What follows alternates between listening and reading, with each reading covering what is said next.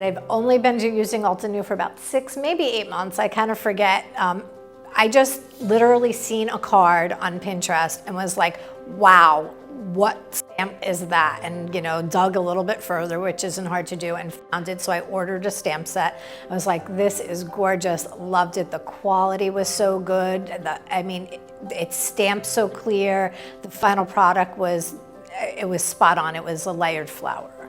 And I fell in love with it, and then the wallet kind of kept going towards Altenew for the next couple of months. And their ink pads were awesome. Everything, was great quality-wise, the clarity of everything. And I just, ran with it, and I've been really enjoying the final products of my cards that I make with their flowers. It's just, I know they have other stuff, but their flowers are my favorites.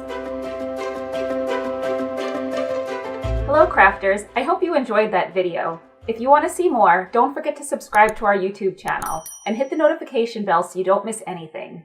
Thanks for watching.